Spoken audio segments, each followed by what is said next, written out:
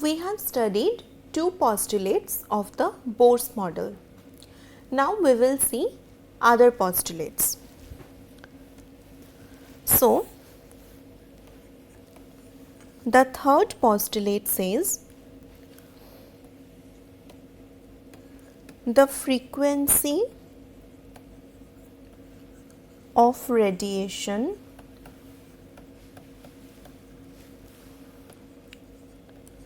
absorbed or emitted when transition occurs between two stationary states that differ in energy by delta E is given by nu equal to delta E by H. Okay. So, suppose these are two energy states. One is E1, another is E2.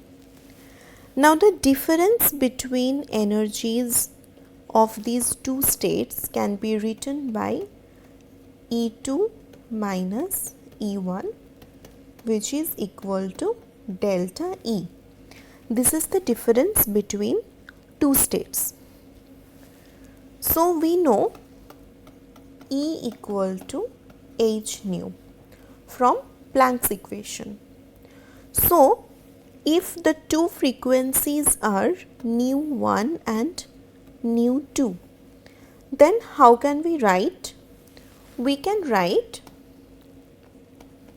E1 equal to H nu 1 and E2 equal to H into nu 2.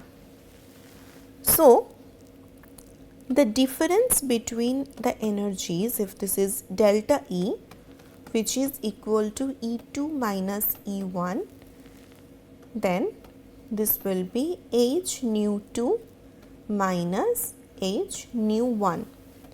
So, we can write like delta E equal to H into nu 2 minus nu 1, right?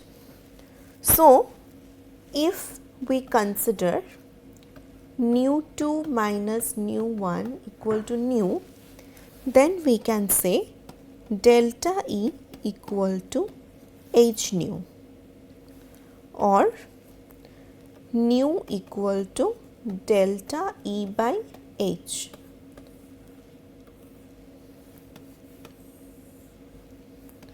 So, this can also be written as, what is delta E? Delta E is E2 minus E1. So, nu can also be written as E2 minus E1 by H. So, these three expressions are similar. So, now if we have E3, E4, E5 and so on, we can write all these expressions as H nu 3, H nu 4, H nu 5 and so on. So, the difference between any two energy states can be expressed with these formulas. For example, if we take E3 and E1, then the expression will be nu equal to E3 minus E1 by H, or in that case delta E will be H into nu 3 minus nu 1. So by these formulas, we can express the difference in energies between any two states. The fourth postulate was about the principal quantum numbers. The stationary states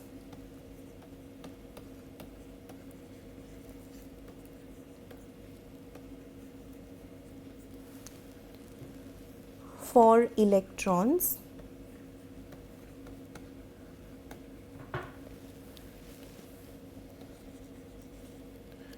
are numbered n equal to 1, 2, 3 and so on. These integral numbers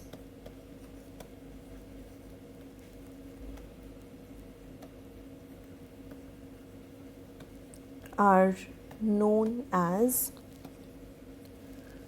principal quantum numbers. Principal quantum numbers. So what are principal quantum numbers? That is, let's consider this is an atom. Okay. So Bohr said that if this is the nucleus, then the orbit which is closest to the nucleus, that is the orbit having the lowest energy, will be called n equal to 1, or it is named as 1. The next orbit is called 2, then 3 and so on.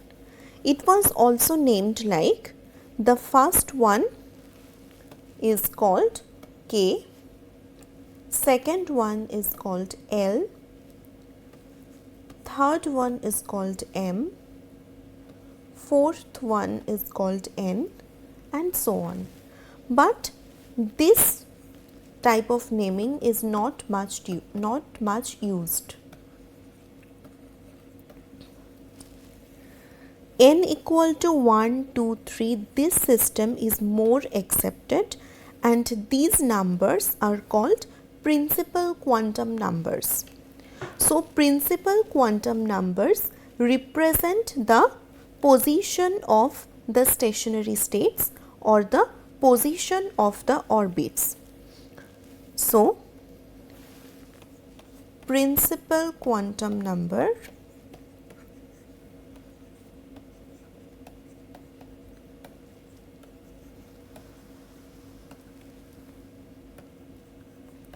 represent the position of orbits. Okay.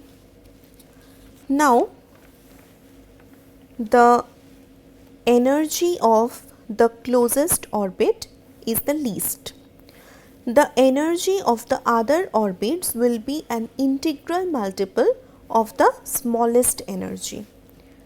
If E1 is the energy of the ground state,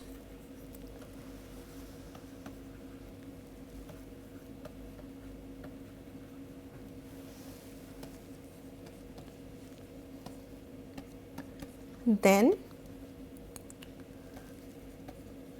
other energy states or other stationary states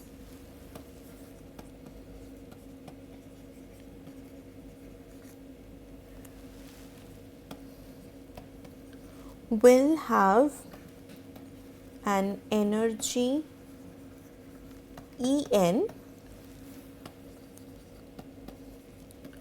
which is the integral multiple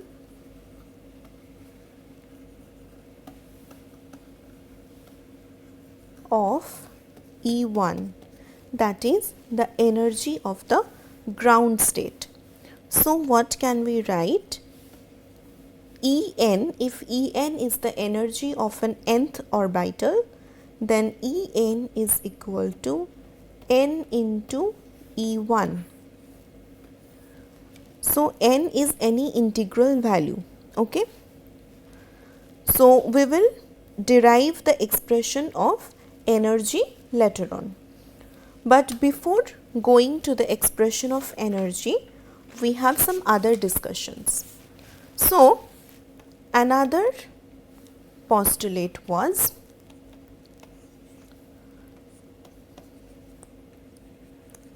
the angular momentum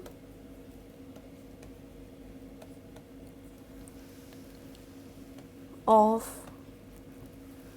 an electron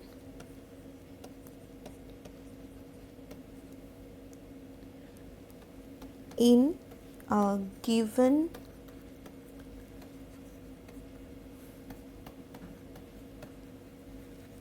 stationary state can be expressed as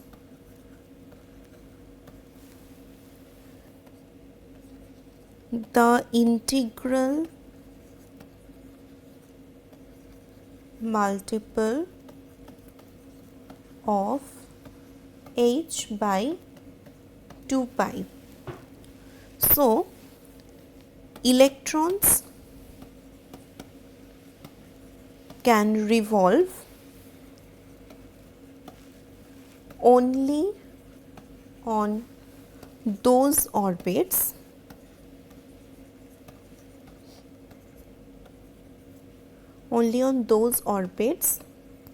whose angular momentum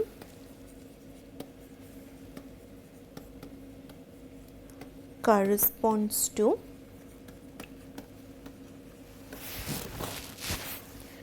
nh by 2 pi.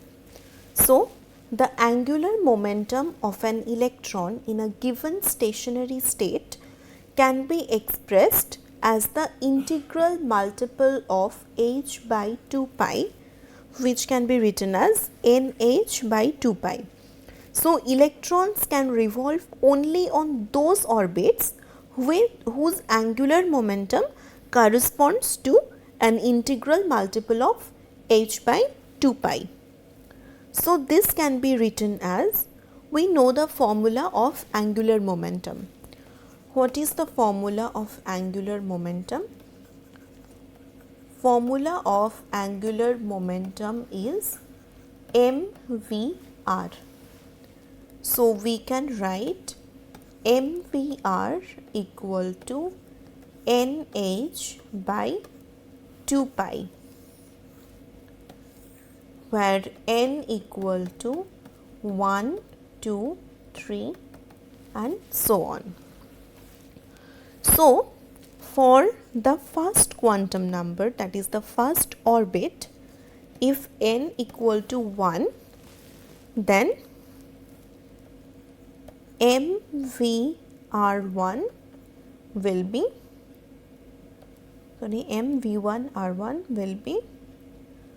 h by 2 pi. That is, the angular momentum in the first orbit will be equal to h by 2 pi. This is the first orbit.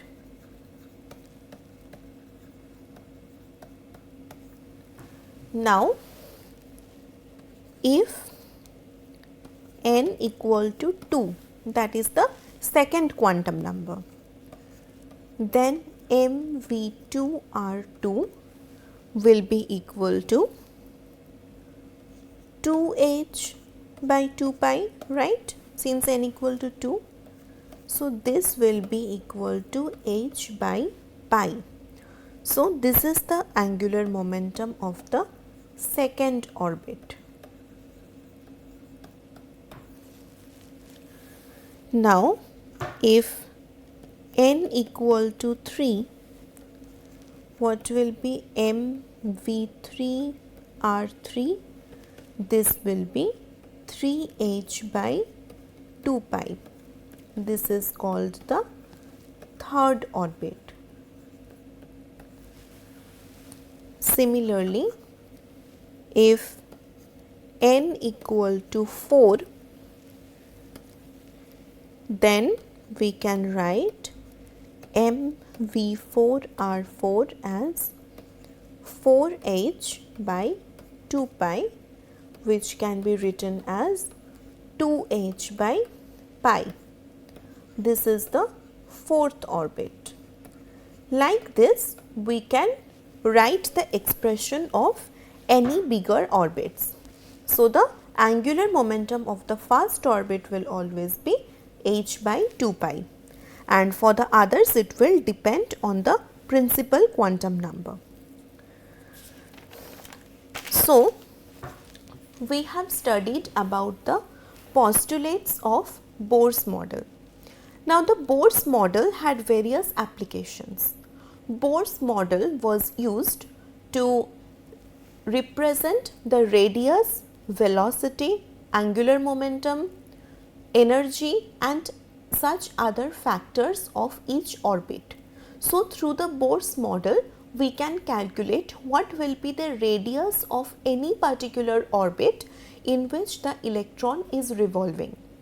We can also explain the hydrogen spectrum that we had discussed earlier through Bohr's model in more details. So, in the next part, we will study about the applications of Bohr's model, which constitutes of radius of orbit,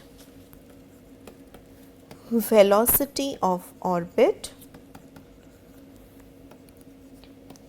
angular momentum,